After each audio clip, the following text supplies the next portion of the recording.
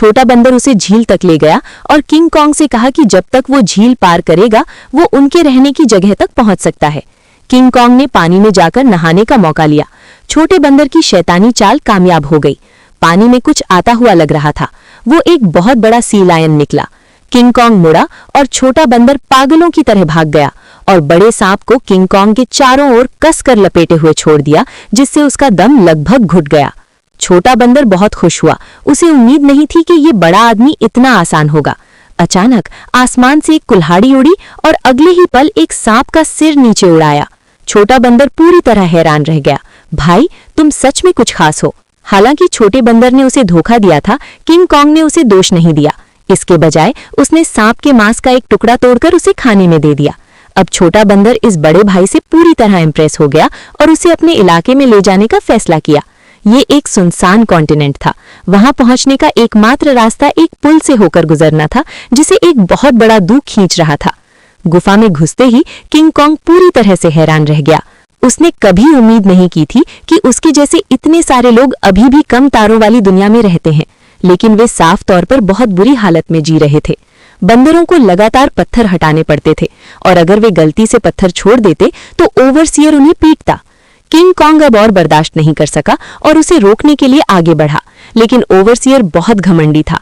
इस मुक्के से बंदर राजा चौंक गया, जो शांति से अपने सिंहासन पर गया और किंग कॉन्ग के सामने कूद पड़ा।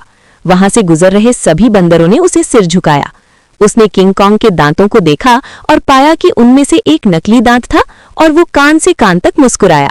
ये दिखाने के लिए कि वो बॉस है, उसने उस बंदर को लात मारी जो अभी अभी लावा में गिरा था। किंग कॉन्ग गुस्से से भर गया। दोनों ने अपने हथियार निकाले और बंदर राजा के टाइटल के लिए लड़ाई करने का फैसला किया। दाओ बा वांग ने अपना चाबुक घुमाया, जिसे किंग कॉन्ग ने आसानी से पकड़ लिया, लेकिन जब उसने जोर से खींचा तो उसने किंग कॉन्ग की हथेली काट ली। उसने किंग कॉन्ग के कोड़े से खुद को दूर खींचने के लिए अपनी ज्यादा अटैक रेंज का इस्तेमाल किया और फिर उसका गला घोंटने के लिए उसके पीछे कूद पड़ा, लेकिन किंग कॉन्ग ने अपनी ब्लू पावर का इस्तेमाल करके उसे तोड़ दिया और उसे उड़ा दिया। किंग कॉन्ग की ताकत देखकर दाओ बा वांग शांत रहा।